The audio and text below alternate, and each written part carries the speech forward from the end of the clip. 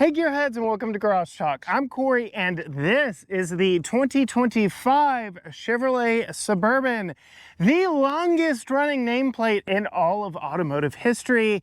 Yes, 2025 marks the 90th year Chevrolet has made the Suburban, and today is quite a special day for me because today is my birthday as well. So all around a huge celebration here on this video. I'm going to show you everything that Chevy added new to this 25 model to combat new competition in that new 2025 Ford Expedition.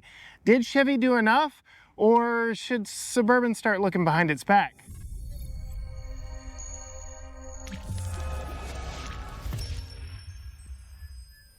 Before we get too far into this, I do want to say a big thank you to Chevrolet for having me out to Fort Worth for the second time this year to check out one of their products. Earlier, they had me out here trying out Super Cruise with a trailer. Now we get to see the 90th anniversary of the Chevrolet Suburban. Not a lot has changed under the hood here, especially in this RST model that I am currently looking at. We have the 6.2 V8 under the hood. Very similar power numbers. They've made minor refinements just to keep this a modern powered plant, but not a lot of change here on this one. The big news is the new Duramax diesel, that 3-liter inline diesel that I really like so much that we road tripped across Texas. But here in this one, we get the traditional gas powertrain. Looks for 2025, that is the big story. We have modern updated looks both inside and out, starting with this big blacked out grille exclusive to this RST. The Z71 model also gets a blacked out grille, but a different design. You can see we have new headlight designs, new running lights, new everything up here. That divorced headlight, running light, headlight combination, turn signal combination up there at the front. You also do get a welcome animation when you walk up to the vehicle. And then we have the return of the fog lights on this vehicle. Fog lights took a short hiatus, but they are back. You can see they are of the LED variety. We still get air curtains around the front corners of the vehicle to help with the overall aerodynamics of this vehicle. This particular RST is riding on the air ride suspension, but I do want to call out the fact that this is riding on some massive 24-inch RST specific wheels. They are wrapped in two 85/40 R24 Bridgestone Alenza tires, and we'll talk more about how that actually feels when we get it out on the road. But these are massive wheels and tires to make up for the fact that this is a massive vehicle. This is the biggest the Suburban has ever been this generation, and proportionately, I think it works. Unlike what Ford has done with the Expedition, only offering 24s on their top Platinum Ultimate trim, this RST trim kind of slots in the middle of the overall hierarchy and gives buyers a little bit of differentiation and a little bit more style. Speaking of style, as we come back to the back, you can see they have done some visual trickery back here in the back. That chrome strip under the back window is gone, and they've replaced it with a black painted section that makes the back window look a little bit larger.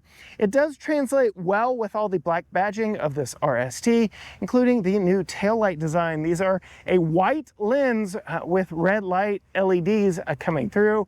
Just kind of darkened up the back end, made it look a little more sinister, especially with the quad exit exhaust down here. Huge RST badge back on the back. We do have a power lift gate. There is a new Hyundai Kia-esque proximity sensor back here, so no more kicking or dancing under the bumper. You can just walk back here with the key on your person and it'll beep a few times and open up to class leading storage. So tons of storage behind the rear seats, tons of additional storage underneath the floor here, and then you can expand the storage with the 60/40 power folding third row. Now we've got even more, and you can add to that even more with the power folding second row, nearly flat load floor. You know, we took one of these to West Texas and back and absolutely loved just how much space was in it for our small family of 3. These things are massive and they serve their clientele quite well. The power seats do come up really quickly, which I really like. Most power seats feel like they take forever. The hatch, just like always, no big change here, opens nice and easily and closes with the push of a button. As we come up to the side of the vehicle, typical Chevrolet key, it is a proximity key, but I did want to call out, we have buttons on all 4 doors. It's not a passive entry, you have to push to lock and unlock, but you do get that on all 4 doors, which I think is a very nice touch on family vehicles, especially when you might be loading a kid in the back. Really like the storage in the door, multi-level storage, 2-way power adjustable seats, all your controls here on the door, very nice. All the controls for the seat with 2-way lumbar. Nice leather seating here on this RST. Contrasting piping, I really like it. This is a modern take on the Chevrolet interior. I really like what they are doing.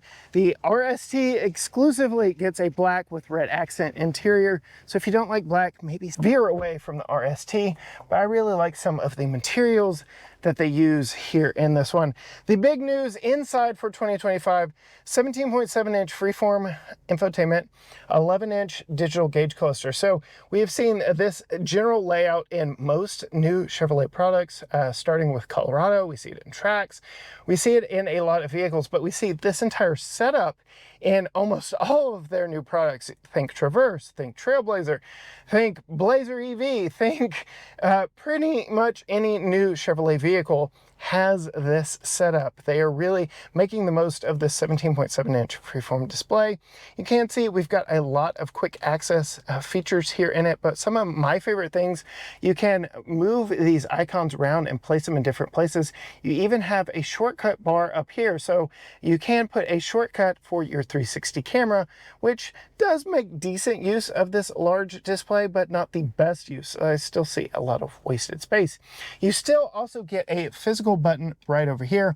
Not a lot has changed, but we still get physical buttons all the way around, including physical controls for your lights, something that can't be said for every model that Chevrolet has with this new setup. You can turn the screen on and off from there. Nice clicky wheel here for the volume control that I really like. Massive 15-inch head-up display that I'm going to do my best to show you against this very light pavement, but very nice screen real estate that doesn't stop just there because we do have a rear view camera mirror. Really like all of that. Still get your physical controls for the most pertinent things. Qi wireless charger, USB-A, USB-C. 2 cup holders though. We get some gloss black. Not my favorite. Kind of a miss there. A little bit of storage here. And talk about storage. We can slide the center console back. It is a power slide, and then we have some hidden storage underneath here. That puts the cup holders further back for those rear passengers, but now you say, well, Corey, what do I do now? You just slide the lid forward, and now I still have an armrest, so everybody's happy. And when the vehicle is closed and locked, nobody can get into this drawer. Most people don't even know about this setup, so that is a very nice little feature. Looking in here, this is massive as well. You can see we've got some headphones for the rear entertainment system. Lots going on. I'm actually going to leave that back because when we move to the second row, you're going to want to see what that's like back there. Otherwise, same usability, functionality here in the driver's seat. Not a lot of changes outside of that new IP up front. Same with the second row, not a lot of changes back here. I do like we get lock unlock here. We get the same multi-stage seating. We'll show you a little bit about that, how that works here in just a moment, but I did want to climb in and show you we do have the entertainment package, dual screens back here. You can watch YouTube, YouTube Kids, all that fun stuff. I'll pull up your favorite YouTube channel, or you can just turn the screen off. Now you can see just how close these cup holders are because I am in captain's chairs. No dedicated cup holder aside from this one right here, so I like that. It also brings the rear HVAC controls much closer to me, which I love. We have ceiling mounted HVAC vents. So rear facing car seats in a hot Texas summer. Really, really, really like that. So that is a very nice touch. Plenty of room back here in the second row, but climbing in the third, you pull on that once, that folds it flat. Pull it again, that folds it forward. Now you can see I've got plenty of room to climb in to the third row. Interestingly enough, no lower tethers down here for child seats like we get in both captain's chairs in the second row. So if you do put child seats back here in the back, it is going to be the seatbelt method, but since this generation went to an independent rear suspension, they lowered the floor, they lengthened it. There's plenty of room, even for me at 5'10", with this seat all the way back. I'm very comfortable back here. I've got an air vent right above my head, cup holders, I've got power, I've got all the amenities I need. Now let's hop behind the wheel and see how this thing drives. Okay, setting off, the biggest noticeable difference when setting your Suburban in motion is the reconfiguration of the brindle, so to speak. No more buttons and levers and tabs. You get, much like what we see on Traverse and most new Chevrolet vehicles, you get this gear stalk like lever right here.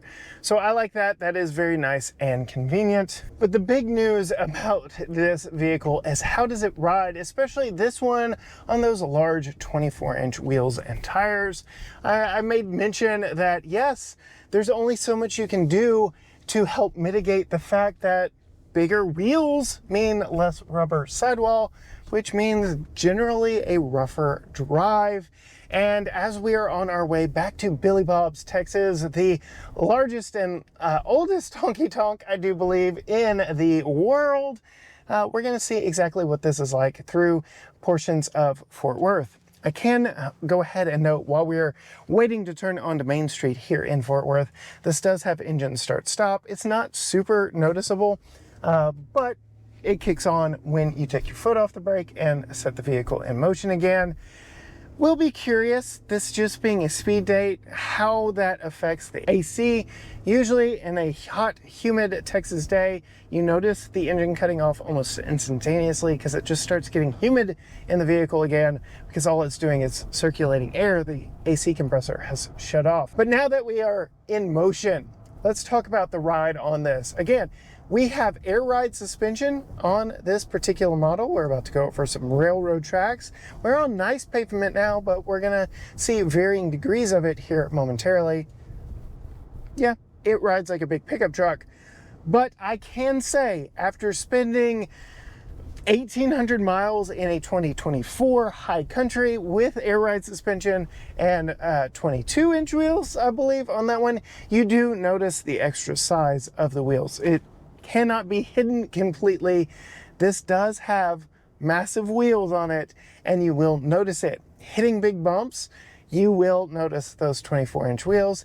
It is a sacrifice that some make for style. But speaking of style, this thing definitely has it. I really like all the dark contrast to the silver paint on this one. It really gives it a nice classy look, even if it is not the top trim. The RST, again, being more mid-trim versus anything, giving you a lot of luxuries of the higher models without all the frills, without all the cost. So, for instance, no Super Cruise on this one, no ventilated seats on this one. I'm paying a little bit of a price for overall style, but I really do see a lot of these RSTs on the road in Texas, and I think we will start to see a lot more of these 2025s. Really helps set itself apart with all those dark accents all the way around. Really classy look. We're now coming up on some brick portions where we'll see how this 24-inch wheel and tire package holds up. Yeah, like, you feel it. It's noticeable. Otherwise, powertrain, small refinements. The 6.2 is great. It is not my particular choice. I really like that Duramax. I'm hoping to get into that Duramax while I am on this trip. We'll see exactly what vehicles are made available to me throughout my journey today, but very much like this overall platform. There is stiff competition coming from Ford. They just announced at the State Fair of Texas this week, as I'm recording this, the new 25 model of Expedition, the biggest rival, biggest competitor to this vehicle. And Ford says 1 in every 5 Expeditions are sold right here in the Lone Star State. I see this being a very popular model for Chevrolet. Again, 90 years that the Suburban has been on sale. It is made here in the Lone Star State, so there's a lot of importance and significance of this vehicle, not only here, but nationwide for Chevrolet. Big profit margin vehicle for the company, and they've done a lot to modernize it with these big screens and just overall general refinements throughout. I'm coming back up on Billy Bob's. I'm on brick pavement yet again. yes, again, I noticed the 24s, but it is not an unbearable vehicle to be in. If you want to see more from us, more trims, more on this and the new Tahoe that launched alongside of it, hit that subscribe button down below and ring the bell so you are notified every time a new video drops. Find us on all social media platforms, Facebook, Instagram, X, TikTok, Threads, YouTube, you name it, all at GT Garage Talk, or you can go to gtgaragetalk.com. But as for me, I need to go turn the keys in of this one, grab another, catch you on the flip side.